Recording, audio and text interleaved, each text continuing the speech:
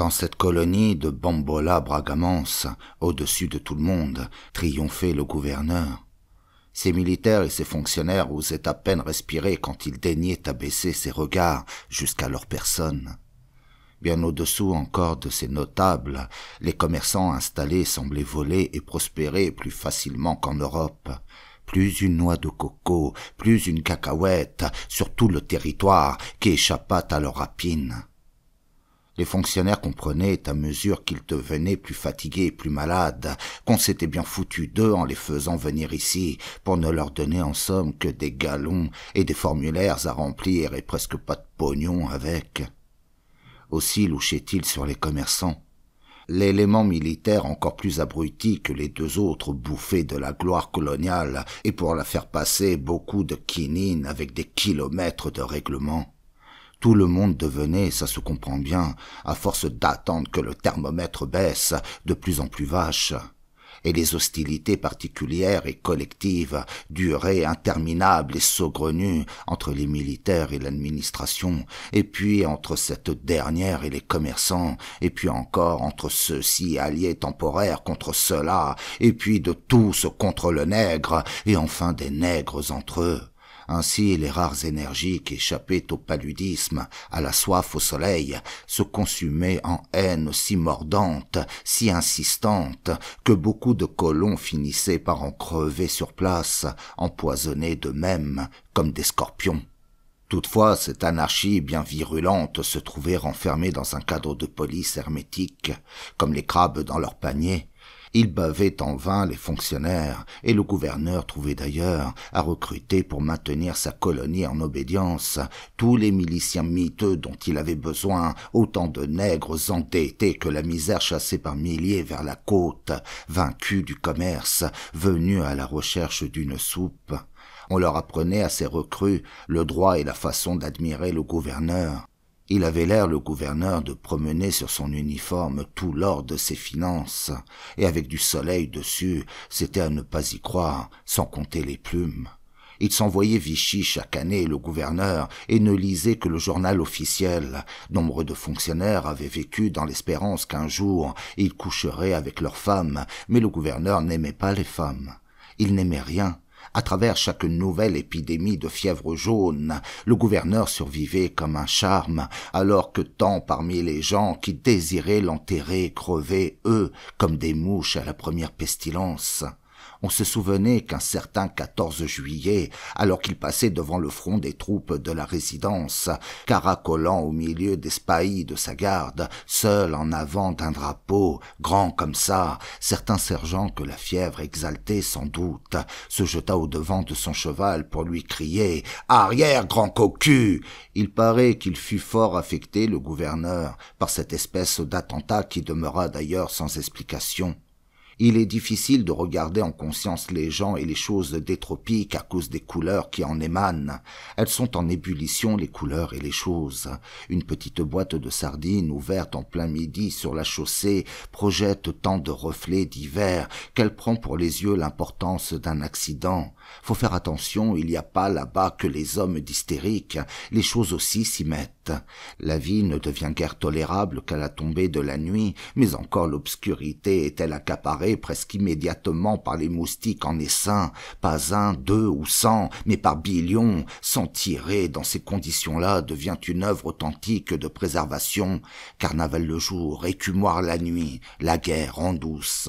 Quand la case où l'on se retire et qui a l'air presque propice est enfin devenue silencieuse, les termites viennent entreprendre le bâtiment, occupés qu'ils sont éternellement les immondes, à vous bouffer les montants de la cabane, que la tornade arrive alors dans cette dentelle traîtresse et des rues entières seront vaporisées. La ville de Forgono où j'avais échoué apparaissait ainsi, précaire capitale de la Bragamance, entre mer et forêt, mais garnie, ornée cependant de tout ce qu'il faut de banques, de bordels, de cafés, de terrasses, et même d'un bureau de recrutement, pour en faire une petite métropole, sans oublier le square Faidherbe et le boulevard Bugeaud pour la promenade, ensemble de bâtisses rutilantes au milieu des rugueuses falaises, farcies de larves et trépignées par des générations de garnisaires et d'administrateurs dératés. L'élément militaire, sur les 5 heures, grondait autour des apéritifs, liqueurs dont les prix, au moment où j'arrivais, venaient précisément d'être majorés. Une délégation de clients allait solliciter du gouverneur la prise d'un arrêt pour interdire au bistrot d'en prendre ainsi à leur aise avec les prix courants de la mominette et du cassis. À entendre certains habitués, notre colonisation devenait de plus en plus pénible à cause de la glace. L'introduction de la glace aux colonies, c'est un fait, avait été le signal de la dévirilisation du colonisateur. Désormais soudé à son apéritif glacé par l'habitude, il devait renoncer, le colonisateur, à dominer le climat par son seul stoïcisme. Les Faidherbe, les Stanley, les marchands, remarquons-le en passant, ne pensèrent que du bien de la bière, du vin et de l'eau tiède et bourbeuse qu'ils burent pendant des années sans se plaindre. Tout est là. Voilà comment on perd ses colonies. J'en appris encore bien d'autres à l'abri des palmiers qui prospéraient par contraste d'une sève provocante le long de ces rues aux demeures fragiles.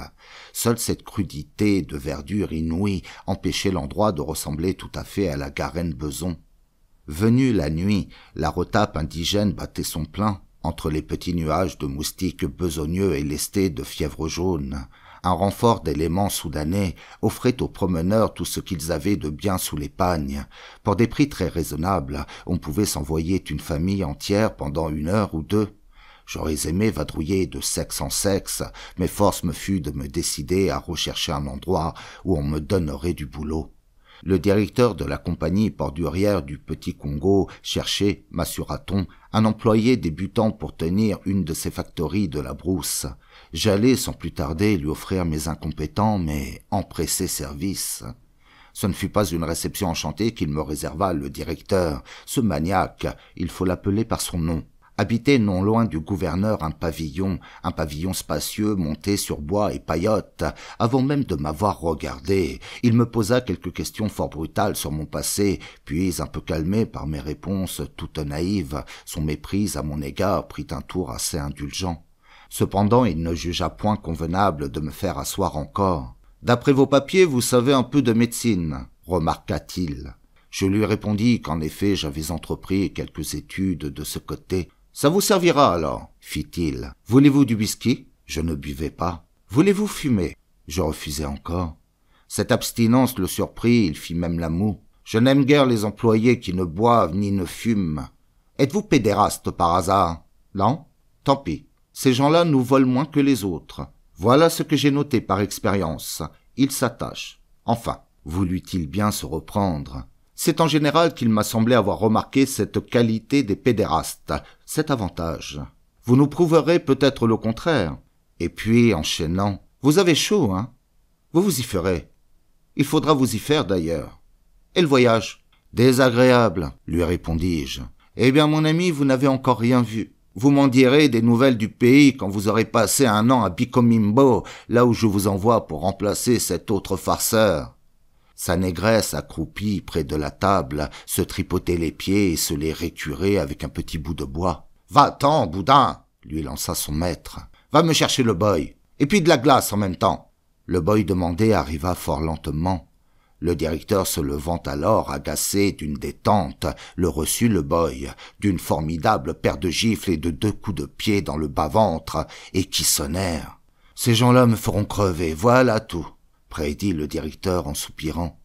Il se laissa retomber dans son fauteuil garni de toile jaune sale et détendu. « Tenez, mon vieux, » fit-il, soudain devenu gentiment familier et comme délivré pour un temps par la brutalité qu'il venait de commettre. « Passez-moi donc ma cravache et ma quinine sur la table. Je ne devrais pas m'exciter ainsi. C'est idiot de céder à son tempérament. » De sa maison, nous dominions le port fluvial qui miroitait en bas à travers une poussière si dense, si compacte qu'on entendait les sons de son activité chaotique, mieux qu'on en discernait les détails. Des files de nègres sur la rive trimaient à la chicotte en train de décharger, cale après cale, les bateaux jamais vides, grimpant au long des passerelles tremblotantes et grêles, avec leurs gros paniers pleins sur la tête en équilibre, parmi les injures, sortes de fourmis verticales. Cela allait et venait par chapelets saccadés à travers une buée écarlate. Parmi ces formes en travail, Quelques-unes portaient en plus un petit point noir sur le dos. C'étaient les mères qui venaient trimarder elles aussi les sacs de palmistes avec leurs enfants en fardeau supplémentaire. Je me demande si les fourmis peuvent en faire autant. « N'est-ce pas qu'on se dirait toujours un dimanche ici ?» reprit en plaisantant le directeur. « C'est gai, c'est clair. Les femelles toujours à poil, vous remarquez? Et des belles femelles, hein? Ça fait drôle quand on arrive de Paris, n'est-ce pas? Et nous autres donc, toujours en coutil blanc, comme au bain de mer, voyez-vous. On n'est pas beau comme ça. Des communiants, quoi. C'est toujours la fête ici, je vous le dis. Un vrai 15 août. Et c'est comme ça jusqu'au Sahara. Vous pensez? » Et puis il s'arrêtait de parler, il soupirait, grognait, répétait encore 2-3 fois « merde », s'épongeait, reprenait la conversation. « Là où vous allez pour la compagnie, c'est la pleine forêt, c'est humide, c'est à 10 jours d'ici. La mer d'abord, et puis le fleuve. Un fleuve tout rouge, vous verrez. Et de l'autre côté, c'est les Espagnols. Celui que vous remplacez dans cette factory, c'est un beau salaud, notez-le. Entre nous, je vous le dis. Il n'y a pas moyen qu'il nous renvoie ses comptes, ce fumier-là, pas moyen. J'ai beau lui envoyer des rappels et des rappels. L'homme n'est pas longtemps honnête quand il est seul, allez. Vous verrez cela aussi. Il est malade qu'il nous écrit, je veux bien, malade. Moi aussi je suis malade. Qu'est-ce que ça veut dire, malade? On est tous malades. Vous aussi vous serez malade, et dans pas longtemps par-dessus le marché. C'est pas une raison, ça. On s'en fout qu'il soit malade. La compagnie d'abord. En arrivant sur place, faites son inventaire surtout. Il y a des vivres pour 3 mois dans sa factory, et puis des marchandises au moins pour 1 an. Vous n'en manquerez pas. Partez pas la nuit surtout. Méfiez-vous, ces nègres à lui, qu'il enverra pour vous prendre à la mer. Ils vous foutront peut-être à l'eau. Il a dû les dresser. Ils sont aussi coquins que lui-même. Je suis tranquille. Il a dû leur passer 2 mots aux nègres à votre sujet. Ça se fait par ici. Prenez donc votre quinine aussi, la vôtre, à vous, avec vous, avant de partir. Il est bien capable d'avoir mis quelque chose dans la sienne. Le directeur en avait assez de me donner des conseils. Il se levait pour me congédier. Le toit au-dessus de nous, en tôle, paraissait peser 2000 tonnes au moins, tellement qu'elle nous gardait sur nous toute la chaleur, la tôle. On en faisait tous les deux la grimace d'avoir si chaud. C'était à crever sans délai. Il ajouta. « C'est peut-être pas la peine qu'on se revoie avant votre départ, Bardamu. Tout fatigue ici. Enfin, j'irai peut-être vous surveiller aux hangars quand même avant votre départ. On vous écrira quand vous serez là-bas. Il y a un courrier par mois. Il part d'ici, le courrier. Allons, bonne chance. » Et il disparut dans son ombre entre son casque et son veston. On lui voyait bien distinctement les cordes des tendons du cou, derrière, arquées comme 2 doigts contre sa tête. Il s'est retourné encore une fois. « Dites bien à l'autre numéro qu'il redescende par ici en vitesse, que j'ai 2 mots à lui dire. Qu'il perde pas son temps en route. Ah, la carne! Faudrait pas qu'il crève en route surtout. Ça serait dommage, bien dommage. Ah, le beau fumier !» Un nègre de son service me précédait avec la grande lanterne pour me mener vers l'endroit où je devais loger en attendant mon départ pour ce gentil Bicomimbo promis. Nous allions au long des allées où tout le monde avait l'air d'être descendu en promenade après le crépuscule. La nuit martelée de gongs était partout, toute coupaillée de chants rétrécis et incohérents comme le hoquet, la grosse nuit noire des pays chauds avec son cœur brutal en tam-tam qui bat toujours trop vite. Mon jeune guide filait souplement sur ses pieds nus. Il devait y avoir des Européens dans les taillis. On les entendait par là en train de vadrouiller, leur voix de blanc bien reconnaissable, agressive, truquée. Les chauves-souris n'arrêtaient pas de venir voltiger, de sillonner parmi les essaims d'insectes que notre lumière attirait autour de notre passage. Sous chaque feuille des arbres devait se cacher un cri-cri au moins en juger par le potin assourdissant qu'ils faisaient tous ensemble. Nous fûmes arrêtés au croisement de 2 routes, à mi-hauteur d'une élévation, par un groupe de tirailleurs indigènes qui discutaient auprès d'un cercueil posé par terre, recouvert d'un large et ondulant drapeau tricolore. C'était un mort de l'hôpital qu'ils ne savaient pas très bien où aller mettre en terre. Les ordres étaient vagues. Certains voulaient l'enterrer dans un des champs d'en bas, les autres insistaient pour un enclos tout en haut de la côte. Fallait s'entendre. Nous eûmes ainsi le boy et moi notre mot à dire dans cette affaire. Enfin ils se décidèrent, les porteurs, pour le cimetière d'en bas plutôt que pour celui d'en haut, à cause de la descente. Nous rencontrâmes encore sur notre route 3 petits jeunes gens blancs de la race de ceux qui fréquentent le dimanche les matchs de rugby en Europe, spectateurs passionnés, agressifs et palos. Ils appartenaient ici, employés comme moi, à la société Port-Durière et m'indiquèrent bien aimablement le chemin de cette maison inachevée où se trouvait, temporaire, mon lit démontable et portatif. Nous y partîmes. Cette bâtisse était exactement vide, sauf quelques ustensiles de cuisine et mon espèce de lit. Dès que je fus allongé sur cette chose filiforme et tremblante, 20 chauves-souris sortirent des coins et s'élancèrent en allées et venues bruissantes, comme autant de salves d'éventail au-dessus de mon repos craintif. Le petit nègre, mon guide, revenait sur ses pas pour m'offrir ses services intimes. Et comme je n'étais pas en train ce soir-là, il m'offrit aussitôt, déçu, de me présenter sa sœur. J'aurais été curieux de savoir comment il pouvait la retrouver, lui, sa sœur, dans une nuit pareille. Le tam-tam du village tout proche vous faisait sauter, couper menu, des petits morceaux de patience. 1000 diligents moustiques prirent sans délai possession de mes cuisses, et je n'osais plus cependant remettre un pied sur le sol à cause des scorpions et des serpents venimeux dont je supposais l'abominable chasse commencer. Ils avaient le choix, les serpents en fait de rats, je les entendais grignoter les rats, tout ce qui peut l'être, je les entendais au mur, sur le plancher, tremblant au plafond. Enfin se leva la lune, et ce fut un peu plus calme dans la piaule, on n'était pas bien en somme aux colonies. Le lendemain vint quand même cette chaudière, une envie formidable de m'en retourner en Europe m'accaparait le corps et l'esprit. Il ne manquait que l'argent pour foutre le camp, ça suffit. Il ne me restait d'autre part plus qu'une semaine à passer à Forgono avant d'aller rejoindre mon poste à Bicomimbo, de si plaisante description.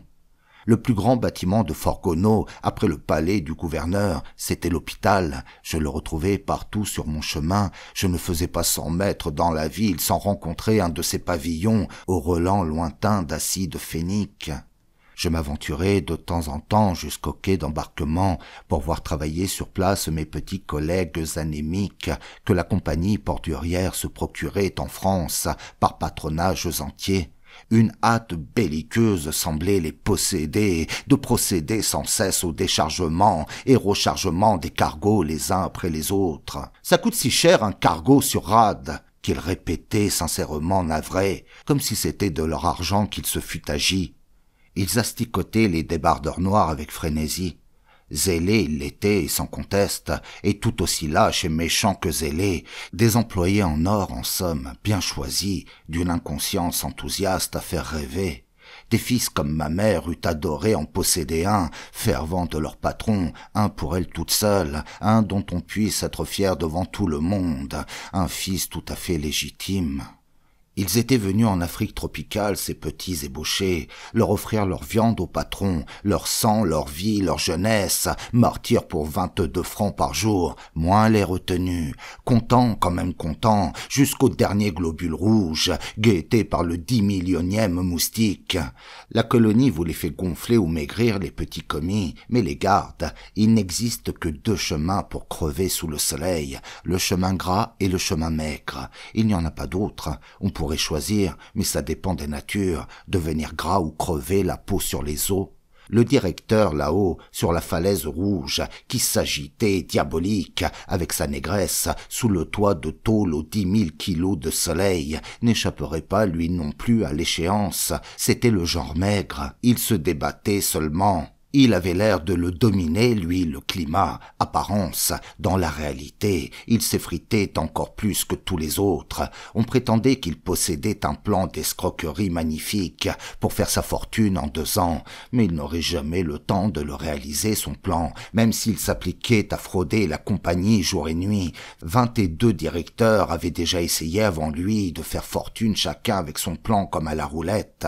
Tout cela était bien connu des actionnaires qui l'épiaient de là-bas, d'encore plus haut, de la rue Moncey à Paris, le directeur, et les faisaient sourire. Tout cela était enfantin. Ils le savaient bien, les actionnaires eux aussi, les plus grands bandits que personne, qu'il était syphilitique leur directeur, et terriblement agité sous ces tropiques, et qu'il bouffait de la quinine et du bismuth à s'en faire péter les tympans, et de l'arsenic à s'en faire tomber toutes les gencives. Dans la comptabilité générale de la compagnie, ces mois étaient comptés au directeur, et comptés comme les mois d'un cochon. Mes petits collègues n'échangeaient point d'idées entre eux, rien que des formules fixées, cuites et recuites, comme des croûtons de pensée. « Faut pas s'en faire », qu'ils disaient, « on les aura, l'agent général est cocu, les nègres, faut les tailler en blague à tabac, etc. » Le soir, nous nous retrouvions à l'apéritif, les dernières corvées exécutées, avec un agent auxiliaire de l'administration, Monsieur Tanderneau, qu'il s'appelait, originaire de La Rochelle. S'il se mêlait aux commerçants Tanderneau, c'était seulement pour se faire payer l'apéritif. Fallait bien d'échéance. Il n'avait pas du tout d'argent. Sa place était aussi inférieure que possible dans la hiérarchie coloniale. Sa fonction consistait à diriger la construction de routes en pleine forêt. Les indigènes y travaillaient sous la trille de ces miliciens, évidemment. Mais comme aucun blanc ne passait jamais sur les nouvelles routes que créait Tanderneau, et que d'autre part les Noirs leur préféraient aux routes, leurs sentiers de la forêt, pour qu'on les repère le moins possible à cause des impôts, et comme au fond elles ne menaient nulle part les routes de l'administration à Tanderneau, alors elles disparaissaient sous la végétation fort rapidement, en vérité d'un mois à l'autre, pour tout dire. « J'en ai perdu l'année dernière pour 122 kilomètres, nous rappelait-il volontiers ce pionnier fantastique à propos de ces routes. Vous me croirez si vous voulez.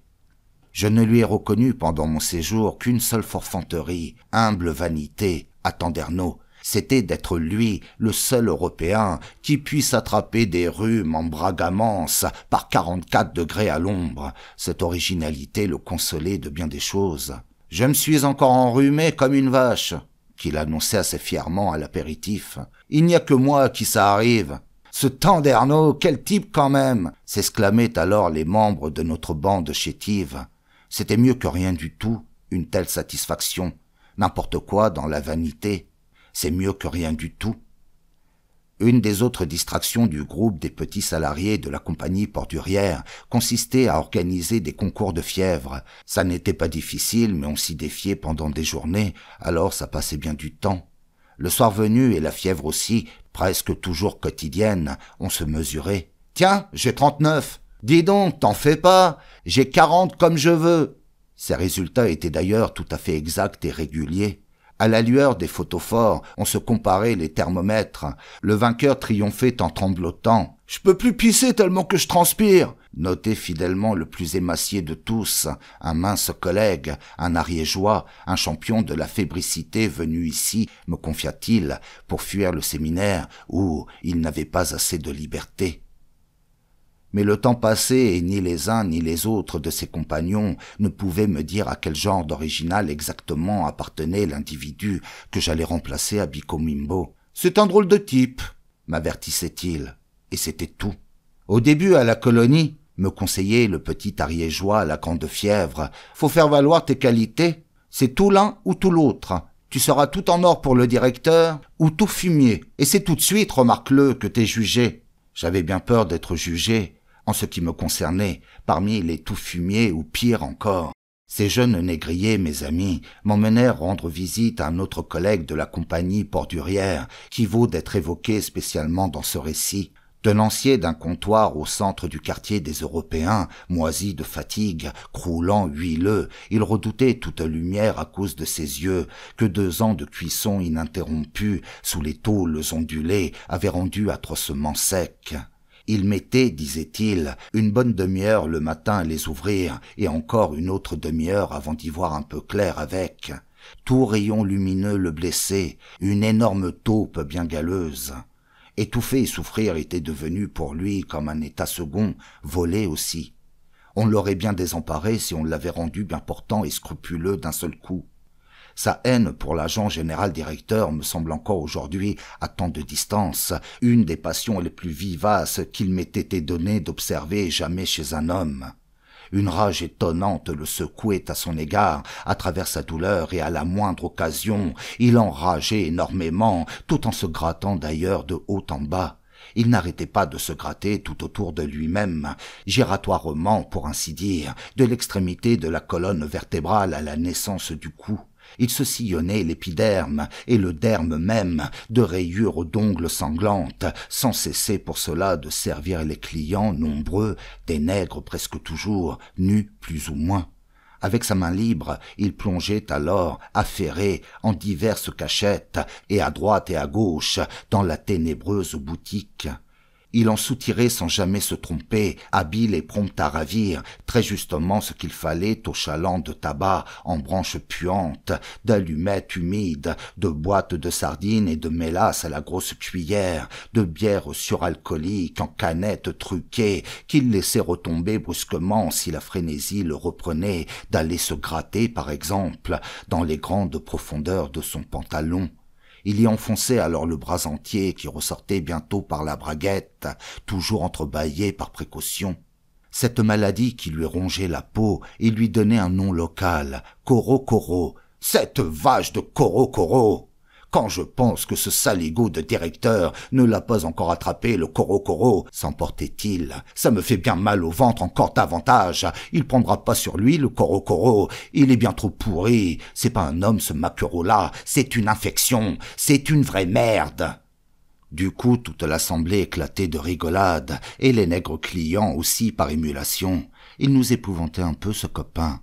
Il avait un ami quand même, c'était ce petit être poussif et grisonnant qui conduisait un camion pour la compagnie Port-Durière. Il nous apportait toujours de la glace, lui, volé évidemment par-ci, par-là sur les bateaux à quai. Nous trinquâmes à sa santé sur le comptoir au milieu des clients noirs qui en bavaient d'envie. Les clients, c'étaient des indigènes assez délurés pour oser s'approcher de nous, les blancs, une sélection en somme. Les autres de nègres, moins dessalés, préféraient demeurer à distance, l'instinct. Mais les plus dégourdis, les plus contaminés, devenaient des commis de magasins. En boutique, on les reconnaissait, les commis nègres, à ce qu'ils engueulaient passionnément les autres noirs. Le collègue au Coro-Coro achetait du caoutchouc de traite, brut, qu'on lui apportait de la brousse, en sac, en boules humides. Comme nous étions là, jamais las de l'entendre, une famille de récolteurs timides vient se figer sur le seuil de sa porte.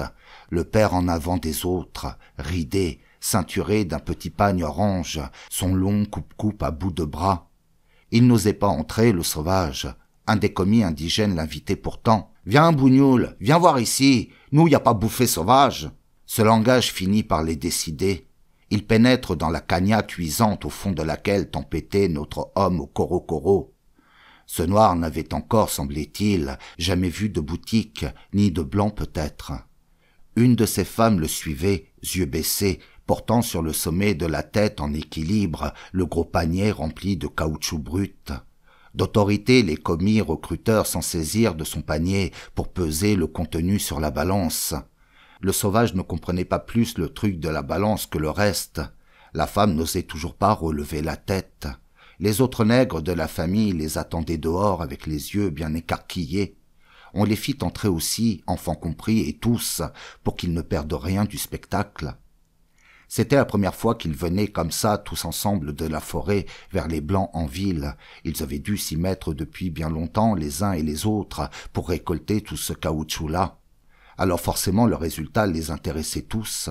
C'est long à suinter le caoutchouc dans les petits godets qu'on accroche au tronc des arbres. Souvent, on n'en a pas plein un petit verre en 2 mois. Pesée faite, notre gratteur entraîna le père, éberlué, derrière son comptoir et avec un crayon lui fit son compte et puis lui enferma dans le creux de la main quelques pièces en argent. Et puis, « Va-t'en !» qu'il lui a dit comme ça, « c'est ton compte !» Tous les petits amis blancs s'entordaient de rigolade, tellement il avait bien mené son business. Le nègre restait planté, penaud, devant le comptoir, avec son petit caleçon orange autour du sexe. « Toi, y a pas savoir argent? Sauvage, alors ?» que l'interpelle pour le réveiller l'un de nos commis débrouillards habitués et bien dressés sans doute à ces transactions péremptoires. « Toi, y en a pas parlé français, Eddy. Toi, y en a gorille encore, hein? Toi, y en a parlé quoi, hein? Couscous? Babilia? Toi, y en a couillon, Bushman, plein couillon !» Mais il restait devant nous, le sauvage, la main refermée sur les pièces. Il se serait bien sauvé s'il avait osé, mais il n'osait pas. « Toi, y en a acheté alors quoi avec ton pognon ?»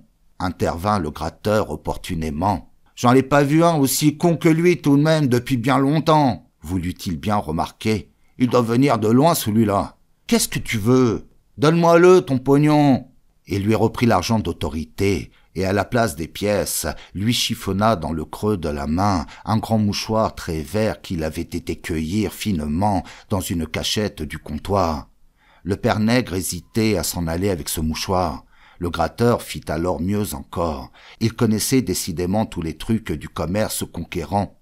Agitant devant les yeux d'un des tout petits noirs aux enfants le grand morceau vert d'étaminé. « Tu le trouves pas beau, toi ?» dit Morpion. « T'en as souvent vu comme ça, dit ma petite mignonne, dit ma petite charogne, dit mon petit boudin, des mouchoirs. » Et il le lui noua autour du cou d'autorité, question de l'habiller.